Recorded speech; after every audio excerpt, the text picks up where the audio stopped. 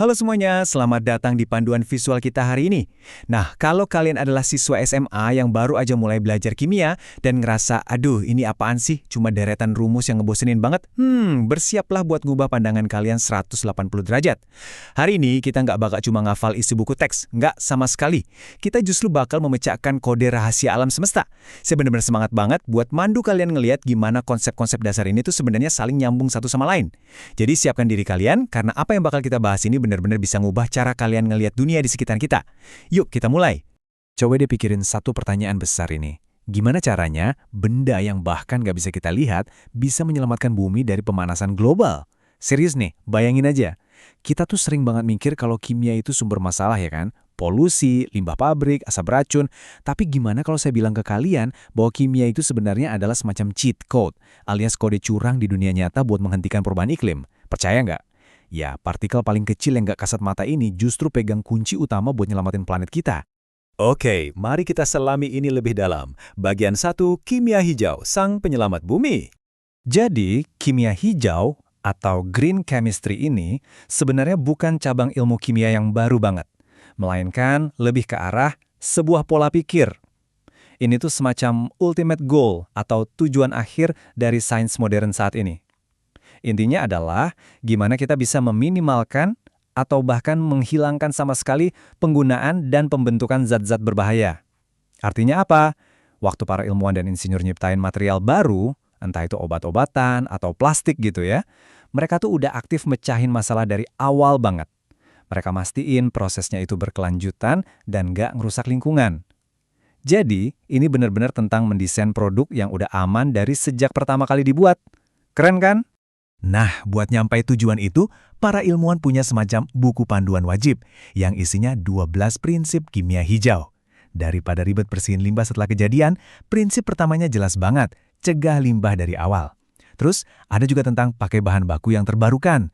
Coba bayangin kita bikin plastik tapi dari tanaman, bukan dari minyak bumi yang bakal habis. Dan pastinya, memaksimalkan efisiensi energi. Kenapa sih ini penting banget buat generasi kalian? Karena prinsip-prinsip inilah yang bakal jadi fondasi buat semua industri di masa depan. Kalau kalian mau berinovasi sekaligus nyelamatin bumi, ya ini dia aturan mainnya. Tapi terus, muncul dong pertanyaan logisnya. Gimana caranya kita bisa ngendaliin reaksi kimia raksasa yang ada di pabrik-pabrik itu? Jawabannya mungkin agak bikin kaget. Buat nyelesain masalah dalam skala global yang masif ini, kita justru harus melakukan perjalanan yang fantastis. Menyusut jadi sangat-sangat kecil. Kita harus melihat langsung ke blok bangunan dasar penyusun alam semesta ini. Dan buat ngejawab itu, kita harus lihat sejarahnya dulu. Bagian 2, sejarah misteri model atom, evolusi sang tak kasat mata. Yuk, kita susuri lini masanya. Ini kayak cerita detektif loh. Kita mulai dari era pertama bareng Dalton. Dia ngebayangin atom itu sekedar bola pejal yang super keras, ibarat bola biliar yang udah nggak bisa dibelah lagi. Simple banget kan? Terus masuk Thomson di era kedua. Dia nemuin kalau ternyata ada muatan negatif di dalam atom. Bayangin aja kayak roti kismis, di mana adonan rotinya itu positif, nah elektron negatifnya nyebar di dalamnya kayak kismis. Enak banget ngebayanginnya. Tapi terus Rutherford datang di era ketiga. Dia nembakin partikel ke arah atom dan ngebuktiin kalau atom tuh ternyata kebanyakan cuma ruang kosong, tapi punya inti padat bermuatan positif yang ukurannya kecil banget di tengah. Nah, Niels Bohr kemudian ngerapiin ini di era keempat. Dia bilang elektron tuh gerak di lintasan atau orbit yang rapi, persis kayak planet ngelilingin matahari. Tapi sains kan nggak berhenti di situ. Di era kelima, era modern ini, kita masuk ke mekanika kuantum. Nah, di sini nih semuanya mulai jadi agak misterius. Elektron ternyata nggak gerak di jalur yang rapi. Mereka malah ada di dalam semacam awan elektron, bentuknya cuma berupa probabilitas atau kemungkinan aja. Menurut prinsip ketidakpastian, kita tuh nggak akan pernah bisa tahu pasti 100% di mana posisi persis sebuah elektron pada satu waktu. Mind-blowing banget kan? Nah, sekarang apa yang bikin hal ini makin menarik? Kita masuk ke bagian 3, anatomi tersembunyi sebuah atom di dalam blok bangunan. Coba deh perhatiin perbandingan ini. Kontrasnya kelihatan banget. Di satu sisi, kita punya inti atom. Ini tuh pusat gravitasinya, super padat dan lumayan berat. Disinilah tempat ngumpetnya proton yang bermuatan positif, bareng sama neutron yang sifatnya netral alias nggak bermuatan. Mereka pelukan erat banget di tengah-tengah situ. Terus, kontrasin hal itu sama bagian luarnya. Orbit. Disinilah para elektron yang ringan banget dan bermuatan negatif ini berdesing, muterin intinya dengan kecepatan yang benar-benar nggak kebayang. Jadi berat dan diam di tengah, tapi super ringan dan sibuk berdengung di luarnya. Bayangan mental ini penting banget loh buat kalian ingat. Terus, gimana caranya kita bedain satu atom sama atom yang lain? Kalau kalian sering lihat tabel kimia, pasti banyak angka-angkanya kan? Nah, nomor atom itu kuncinya. Angka ini ngasih tahu kita jumlah protonnya secara pasti. Kalian bisa anggap nomor atom ini kayak KTP. Beneran deh, identitas unik buat setiap unsur di alam semesta. Karbon itu KTP-nya selalu 6 proton. Kalau tiba-tiba nambah jadi 7, dia udah bukan karbon lagi. Dia langsung berubah jadi nitrogen. Beda cerita sama nomor massa. Kalau ini tuh ibarat total berat dari KTP tersebut, yaitu gabungan antara proton dan neutron yang ada di dalam inti tadi. Nah, sekarang kita ngomongin elektron-elektron yang super sibuk di luar inti tadi. Mereka ini nggak terbang sembarangan loh, ada aturan tempat duduknya, yang kita sebut konfigurasi elektron. Kulit pertama, yang posisinya paling dekat sama inti, ukurannya paling kecil, dan cuma muat 2 elektron aja. Kulit berikutnya agak gedean, bisa muat 8 elektron. Kulit ketiganya muat 18 elektron, dan begitu terus selanjutnya. Percaya nggak percaya, cara mereka ngisi tempat duduk inilah yang pada akhirnya 100% nentuin sifat kimia dari sebuah unsur. Apakah atom ini bakal meledak kalau kena air, atau dia bakal anteng dan stabil aja, semuanya ditentukan sama posisi para elektron ini. Yuk kita lanjut, dengan unsur yang segitu banyaknya, ilmuwan butuh cara buat menatanya. Bagian 4, membaca peta sistem periodik, mengorganisasikan alam semesta. Waktu pertama kali lihat tabel ini, mungkin rasanya agak nyeremin ya. Tapi mari kita bongkar sama-sama.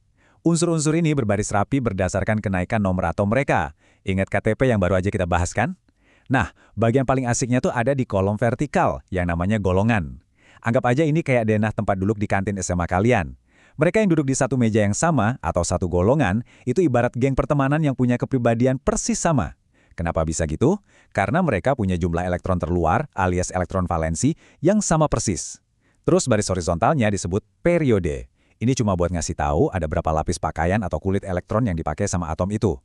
Dengan menata atom kayak gini, kita jadi gampang banget baca sifat periodiknya. Kita bisa tahu seberapa besar ukurannya atau seberapa rakusnya mereka nyari elektron lain. Nah, sekarang kita masuk ke puncaknya. Bagian 5, ikatan kimia, resep semesta, bagaimana atom terhubung. Pernah kepikiran gak sih kenapa juga atom-atom ini repot-repot ketemuan dan bereaksi satu sama lain? Jawabannya simpel banget. Mereka cuma pengen bersantai lewat apa yang disebut aturan oktet. Setiap atom tuh punya satu kali goals dalam hidupnya, yaitu punya tepat 8 elektron di kulit terluarnya. Angka 8 ini adalah lambang kestabilan paripurna. Mereka tuh sering liatin unsur-unsur gas mulia yang udah duluan punya 8 elektron dan ngebatin, wah enak banget ya hidupnya, aku juga pengen secil mereka. Nah, keinginan yang menggebu-gebu buat nyampe angka ajaib 8 inilah yang jadi pendorong utama di balik setiap reaksi kimia yang pernah terjadi di alam semesta kita. Dan ilustrasi ini tuh pas banget buat ngejelasin 2 cara andalan mereka buat mencapai angka 8 itu. Pertama, ikatan ion. Coba bayangin ini kayak transaksi finansial yang lumayan ekstrim. Atom logam yang kelebihan elektron bakal ngasih elektronnya secara cuma-cuma ke atom non-logam yang lagi butuh banget. Satu ngasih, satu nerima. Boom! Jadilah ikatan yang super kuat. Contohnya garam dapur atau NaCl yang biasa kalian pakai buat masak. Nah, di sisi lain kita punya ikatan kovalen. Ini kejadiannya antara sesama non-logam. Daripada saling rebutan, mereka lebih milih jalur damai alias patungan. Ini mirip banget sama sahabat yang saling sharing bekal makan siang, biar dua-duanya sama-sama kenyang. Contoh paling sempurnanya, H2O alias air yang tiap hari kita minum. Mau lewat cara ngasih atau berbagi, pada akhirnya semuanya demi satu tujuan, dapat angka 8. Jadi, teman-teman, kita udah melakukan perjalanan yang luar biasa banget hari ini. Dari ngebahas isu segede pemanasan global, ngezoom in sampai ke dalam dunia inti atom, dan awan elektron yang penuh misteri, ngeliat gimana mereka nongkrong bareng di tabel periodik, sampai ngerti gimana atom-atom ini saling bertransaksi dan berbagi buat bikin ikatan. Sekarang, bolanya ada di kalian nih. Gimana cara kalian, sebagai generasi ilmuwan masa depan, bakal manfaatin kekuatan ikatan tak kasat mata ini buat nyiptain solusi kimia hijau nantinya? Kalian tuh sekarang udah megang buku resep alam semesta loh. Dengan merancang reaksi yang tepat di level atom yang super kecil ini, kalian punya kekuatan nyata buat mencegah polusi, nyiptain energi baru yang bersih, dan pada akhirnya benar-benar nyelamatin dunia kita. Jadi teruslah bertanya, teruslah jadi pengamat yang kritis, dan sampai jumpa di pembahasan seru kita yang berikutnya.